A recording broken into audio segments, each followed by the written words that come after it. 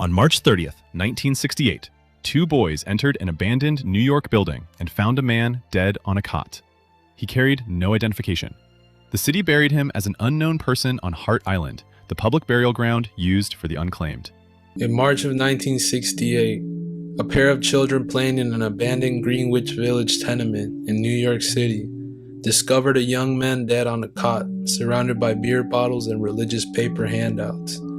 There laid a man unidentified by the world, a castaway lost soul that was unknown and unclaimed by any family or friend. Roughly 19 months later, a fingerprint comparison revealed that the man was Bobby Driscoll, the voice and live-action reference model for Disney's Peter Pan, the first actor signed to a long-term Disney contract, and a recipient of the Academy's special Juvenile Award. Hollywood had once placed a miniature Oscar in his hands. At 31, he had been buried without his name.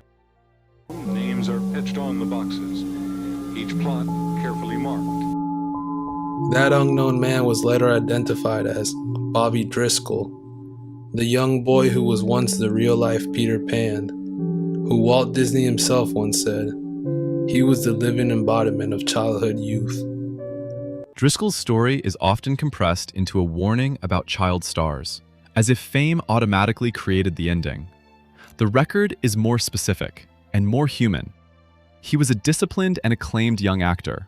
Then adolescence changed his appearance, his studio contract ended, adult roles narrowed, and addiction and imprisonment closed doors that were already difficult to reopen. What follows separates documented events from the myths repeated after his death. The homeless, the sickly, the neglected, the forgotten, those that are considered shadows to the world. They are the ones who eventually end up here. The cemetery's chaplain, 45-year-old Justin Von Bujos, says, no one lives their life thinking that they'll end up here. Robert Cletus Driscoll was born in Cedar Rapids, Iowa on March 3, 1937.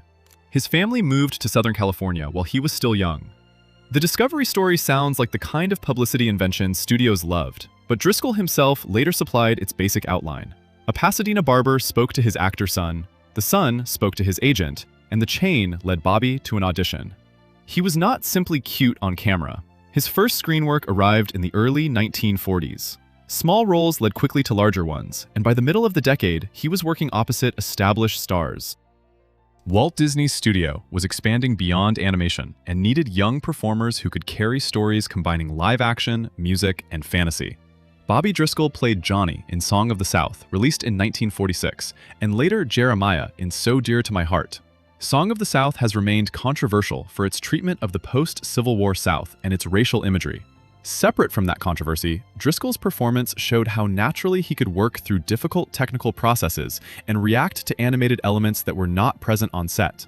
He appeared in publicity with Luana Patton, another young Disney performer, and the pair became symbols of the company's expanding live-action identity.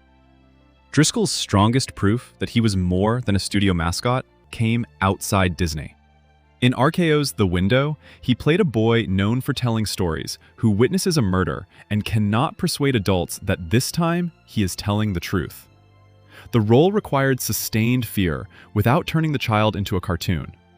In the year So Dear to My Heart and The Window reached American audiences, the Academy named Driscoll the Outstanding Juvenile Actor of 1949. He received the miniature statuette at the 1950 ceremony, weeks after turning 13.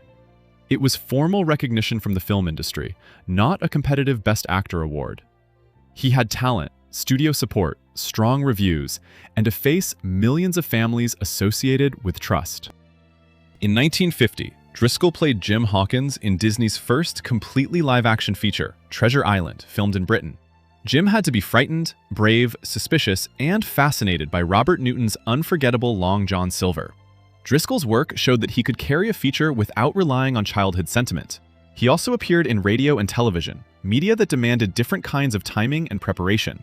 But Hollywood has always had more clearly defined roles for boys than for adolescent actors. Driscoll was approaching the age when a face could change faster than a publicity department could redesign it. The same studio that had treated his youth as an asset began to see time itself as a problem. Driscoll's final major Disney identity was the boy who never grew up. For the 1953 animated Peter Pan, he provided Peter's voice and served as a live-action reference model for animators.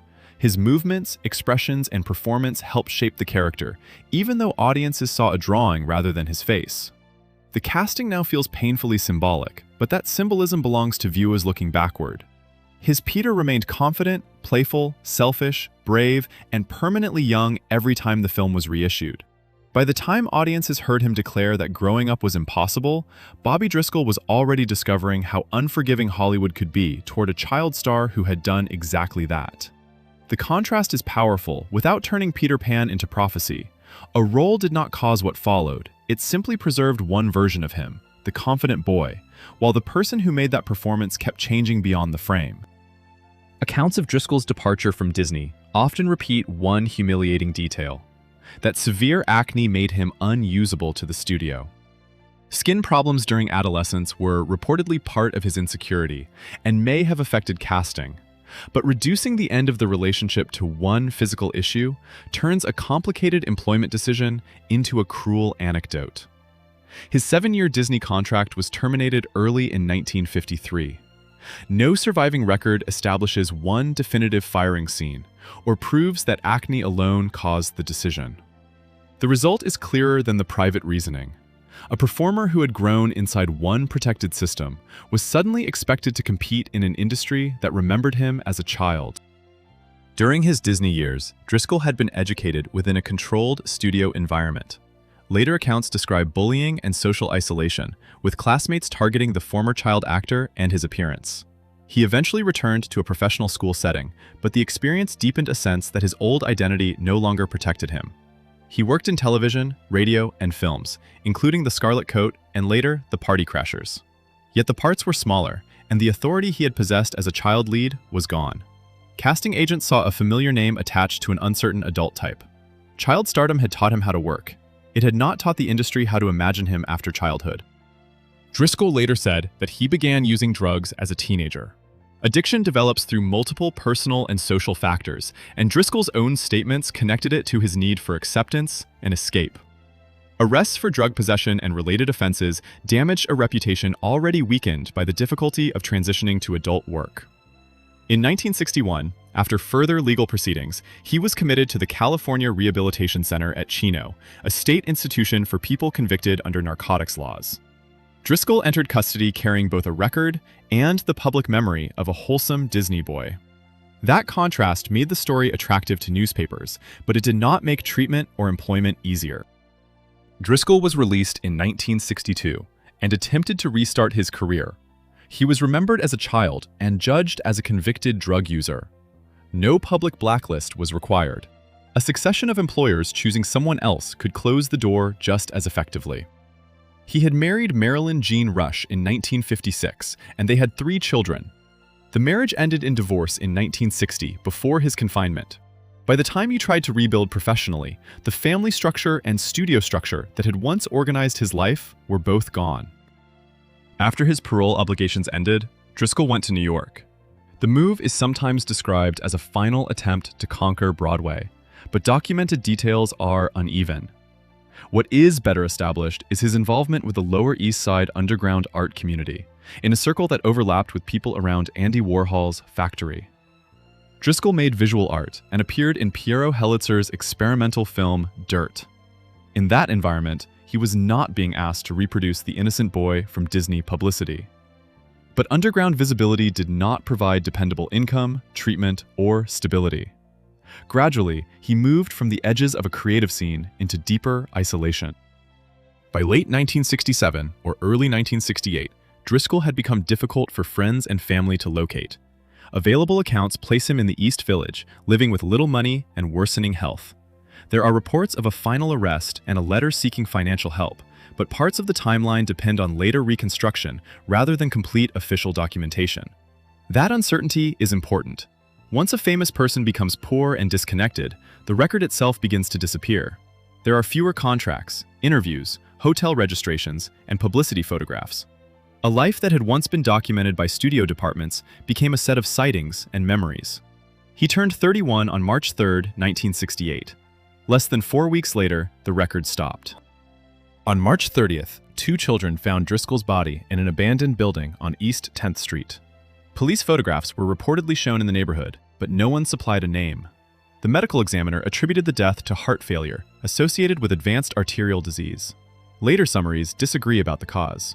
Disney's D23 biography calls it a drug overdose, while accounts citing the medical examiner report heart failure caused by advanced arterial disease. The surviving record, therefore, does not justify presenting an acute overdose as settled fact. Driscoll died from cardiovascular disease at 31 after years of addiction and poor health. His relatives did not claim the body because they did not know the unknown man was Bobby. New York buried him on Hart Island, the city's public cemetery for unclaimed people, without a marked individual grave. Driscoll's family did not learn what had happened until late 1969. The search eventually led to a fingerprint comparison, connecting the former actor to the unidentified man buried the previous year. The delay has sometimes been reported as longer, and later articles vary on the exact sequence of notification. The central fact does not change. For roughly 19 months, a performer known to millions had been dead under no public name. Hart Island has burial records and mapped plots, but Driscoll has no conventional marked grave. His name appears on a family memorial in California, while his body remains in New York. Bobby Driscoll did not vanish completely from popular culture. There was no late interview in which he could explain the transition, no recovered career that allowed him to reinterpret the child star image, and no public obituary at the moment of death. The narrative was assembled later by relatives, historians, collectors, and researchers, trying to place an adult life around the familiar face. That work matters because the simplest version, famous child becomes addict and dies, is not enough. It removes the studio system, the employment collapse, the era's punitive approach to addiction, and the quiet accumulation of refusals that left a young man without a workable route back. His story also warns against treating rediscovery as repair. Restored films, anniversary articles, and new biographies can return his name to public memory, but they cannot give the adult Driscoll the hearing he never received while alive. Peter Pan remains suspended above Neverland, unchanged by every decade that passes. Bobby Driscoll did what the character refused to do. He grew older. The tragedy was not that childhood ended, it was that so much of the industry's interest ended with it. He was not merely a victim of fame, and addiction cannot be explained away as something Hollywood did to him. He made choices, suffered illness, faced legal consequences, and saw family relationships break under the strain. But responsibility does not require pretending the surrounding system was neutral. A studio had carefully built a child's professional identity. Nothing in the record shows comparable support when that identity stopped selling. The miniature Oscar and the unmarked grave belonged to the same life. Between them was not a moral fable, but a person still trying to become someone after the world had decided it already knew who he was. Which Bobby Driscoll performance deserves to be rediscovered beyond Peter Pan? Share the film and the moment that proves how gifted he was.